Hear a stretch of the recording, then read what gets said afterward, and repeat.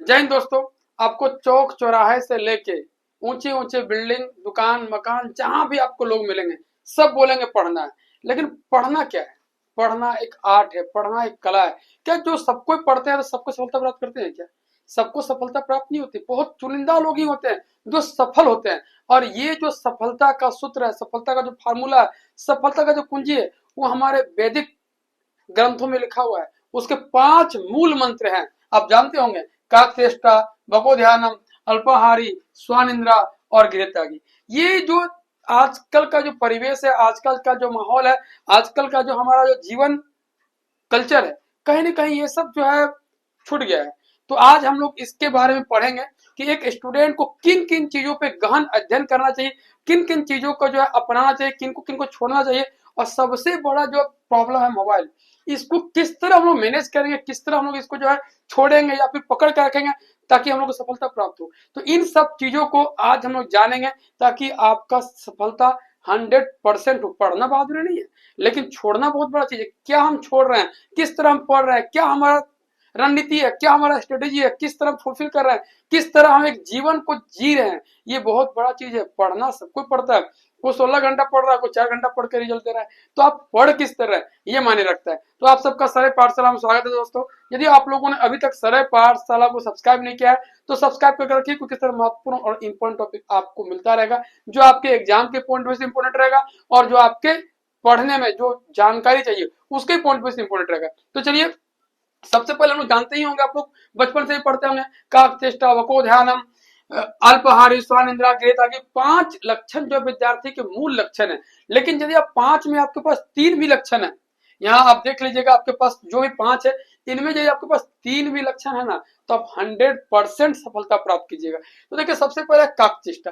तो काक माने होता क्या? कौवा। तो कौवा की तरह चेष्टा करना सब जानते हैं। यहाँ देखिए, किसके लिए हमको चेष्टा करना है? लक्ष्य प्राप्ति के लिए। काक चेष्टा तो करना है, कौवे की तरह चेष्टा करना है, लेकिन किसके लिए? लक्ष्य प्राप्ति के लिए। अब सबसे बड़ा चीज आपका लक्ष्य क्या है? आप एक, जब तक लक्ष्य आपके पास नहीं है आपका सफलता प्राप्त नहीं होगा। आप एक लक्ष्य, सबसे बड़ा चीज टारगेट, आपके पास एक टारगेट होना चाहिए, एक गोल होना चाहिए, एक सपना होना चाहिए और उसके पीछे भागना है भाई। अब कौवा को देखते होंगे, यदि कोई बच्चा रोटी खा रहा है तो उस रोटी को छीनने के लिए बार बार प्रयत्न करेगा। या यदि कौवा को कोई चीज चाहिए तो वो देखते होंगे आप उसको दिन भर लगा देगा, धूप पे खड़ा रहेगा एकदम, लेकिन वो अंतिम क्षण तक उसका एक छोटा सा टुकड़ा लेके जाएगा, लेकिन जाएगा, यानी हारता नहीं हो। फाइनली कुछ ना कुछ वहां से लेके जाएगा। यदि 100% एक कौवा का टारगेट है, यदि वो नहीं ले पाया तो 2%, 3%, 5%, 10% लेके जरूर जाएगा, यानी खाली हाथ तो नहीं जाएगा। तो वो एक विद्यार्थी का लक्षण वही होना चाहिए, काक चेष्टा वाला। यदि आपका टारगेट है कि हमको डीएसपी बनना है भाई, लेकिन आपको डीएसपी बनने के लिए 100% आपको हार्डवर्क करना चाहिए, उस तरह का आपको वेट करना चाहिए, आपका स्ट्रेटेजी होना चाहिए, आपको जो है हमेशा जो पढ़ने का जो रणनीति है उस तरह होना चाहिए। लेकिन आप डीएसपी नहीं बन पाते हैं तो आप दरोगा तो बनिएगा ना, एसआई तो बनिएगा ना। तो ये आपका टारगेट होना चाहिए कि इस तरह हमको चेष्टा करना है, पहला। दूसरा है बको ध्यान। बको मतलब होता है बगुला। बगुला की तरह आपको ध्यान करना है कि आपका जो ध्यान है बिल्कुल बगुला की तरह होना चाहिए। अब यहाँ पे क्या बोला गया? ध्यान ज्ञान प्राप्ति हो। देखते होंगे आप बगुला को तालाब में, पोखर में, नदी में, नाला में, अब देखते होंगे एकदम शांत होकर बैठा रहेगा, एकदम आराम से एकदम। अब देखते होंगे पूरा ध्यान केंद्रित करके एक जगह रखता है, कहीं इधर नहीं रखेगा, कौवा की तरह आंख उसका नहीं मटकेगा, एकदम ध्यान एक केंद्र बिंदु में रहेगा। अब उसी तरह आपको एक जगह ध्यान लगाना पड़ेगा। जब पढ़ रहे हैं तो सिर्फ आप पढ़ रहे हैं, उस वक्त आपका ध्यान कहीं नहीं होना चाहिए। यदि आप 2 घंटा के लिए पढ़ने के लिए बैठे हैं तो आपको टारगेट होना चाहिए कि 2 घंटा सिर्फ पढ़े, कुछ नहीं करें। लेकिन यही जो बच्चा लोग गलती करता है कि 2 घंटा पढ़ रहा है, इसके बीच में मोबाइल आ गया, इसके बीच में फैमिली आ गया, इसके बीच में कुछ और सोचने लगा, इसके बीच में कुछ और ध्यान लगाने लगा, खेलने जाना है, दौड़ने जाना है। तो ये जो आपका जो है ध्यान भटक रहा है, ये भटकाव नहीं होना चाहिए। ये यदि भटकाव हो रहा है तो 2 घंटा की जगह 10 घंटा ही पढ़ रहे हैं ना, तो आपको पढ़ाई का कोई वैल्यू नहीं। इस तरह बगुला की तरह एकदम ध्यान लगा कर रखिए कि देखिए मछली, बगुला जब ध्यान लगाता है, जैसे ही मछली ऊपर आता है, हल्का सा में आता है, चोंच में लगा के उड़ जाता है, तो वो आपको ध्यान लगाना पड़ेगा। तीसरा, अल्पाहारी। बहुत ज्यादा नहीं खा लेना, बस ठूस लेना कि जो मिल रहा है हम खा रहे हैं, जो मिल रहा है हम खा रहे हैं, जो मिल रहा है हम खा रहे हैं, उस तरह खाना नहीं, एकदम कम अल्पाहारी। यदि आपको 4 रोटी खाने की एबिलिटी है तो आप हो सके तो 3 ही रोटी खाइए।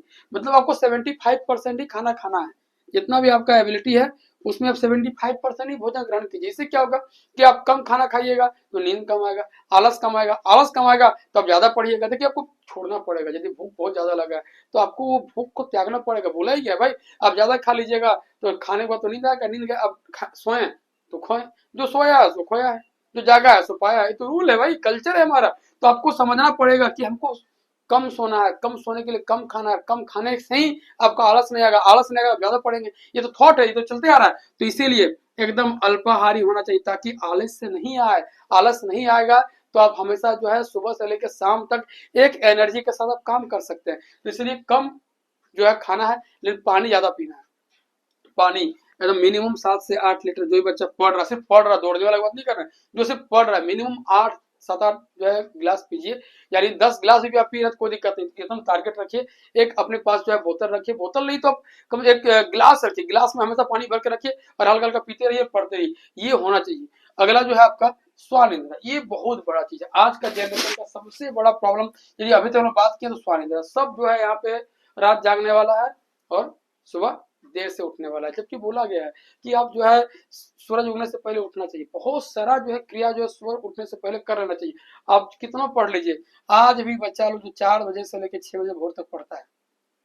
हम ज्यादा का बात नहीं करें, 3 बजे भोर उठाइए, दो रात को उठाइए, नहीं तो मिनिमम 4 से 6 जो बच्चा पढ़ता है, आप उससे अपने आप को कंपेयर कीजिए। या फिर आप देख लीजिए खुद अपने आप में कि 1 महीने का टारगेट रखिए। आप सुबह पढ़िए 4 से 6 और आप रात को पढ़िए 10 से 12। अब देख लीजिए, अब रात में यदि 4 घंटा पढ़ रहे हैं, सुबह 2 घंटा पढ़ रहे हैं ना, तो ये 2 घंटा आपके लिए बहुत मायने रखता है। ये 2 घंटा ये 4 घंटा के बराबर है।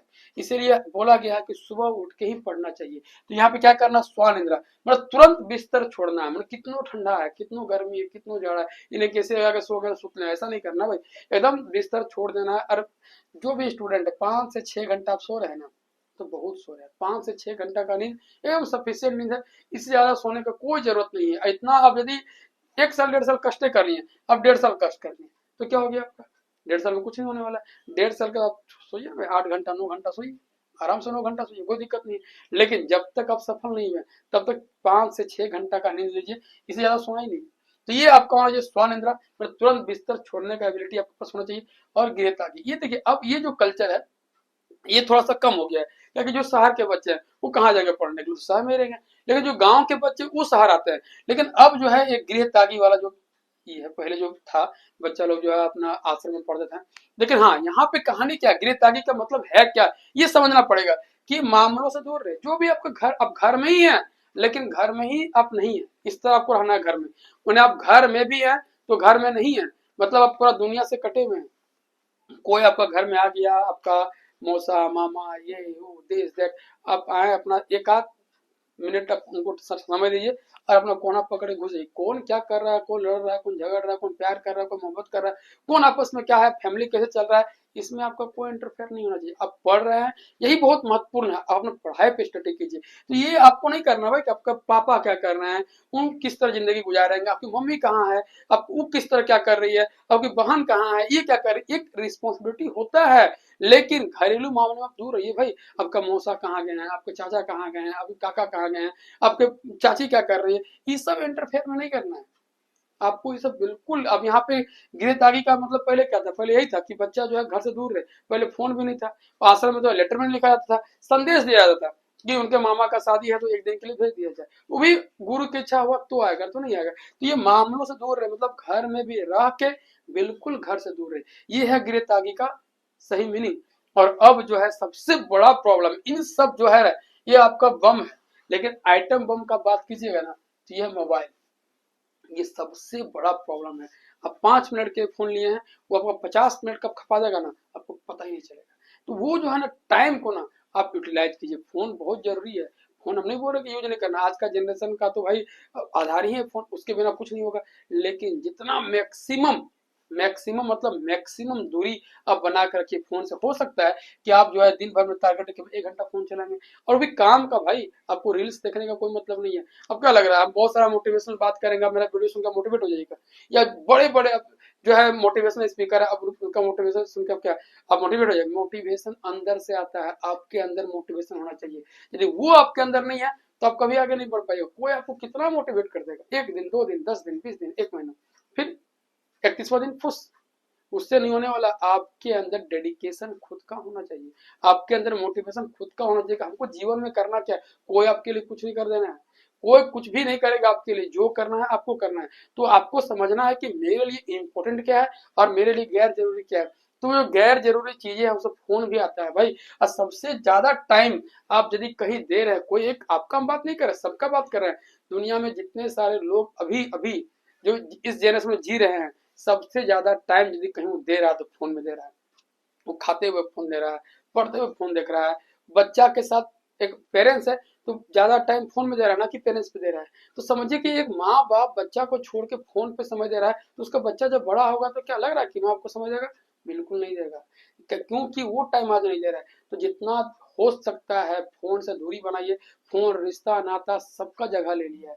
आजकल कोई जो है प्यार एक दूसरे से नहीं कर रहा, सिर्फ दिखावा कर रहा है। वो दिखावा आया कहाँ से? फोन से। तो जितना आप है सोशल मीडिया जो प्लेटफॉर्म है, जितना हो सकता है दूरी बनाइए। अब कुछ फायदा भी वहां से है।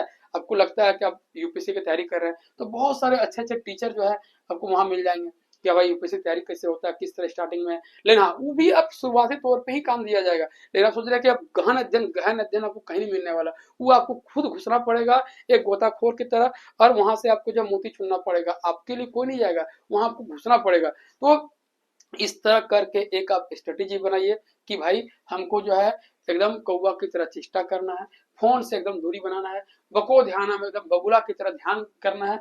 और अल्पाहारी कम कम खाना है, लेकिन 3-4 बार खा लीजिए, लेकिन कम कम खाई से आपको नींद नहीं आएगा। और स्वनिद्रा कम सोना, 5 से 6 घंटा नींद काफी है। और गृह त्यागी मतलब घर के मामलों से दूर है। तो ये आपका वीडियो आप लोग कैसा लगा, जानकारी कैसा लगा, आपको सेशन कैसा लगा? यदि अच्छा लगा तो कमेंट बॉक्स में कमेंट जरूर करें, और वीडियो को लाइक और शेयर करना बिल्कुल ना भूलें दोस्तों। और यदि आप लोग अभी नए हैं इस चैनल में तो सब्सक्राइब करके रखिए, क्योंकि इस तरह का महत्वपूर्ण और इंपॉर्टेंट टॉपिक मिलता रहेगा। चलिए फिर मिलते हैं नए टॉपिक के साथ, नई ऊर्जा के साथ। तब तक के लिए वंदे मातरम, जय हिंद।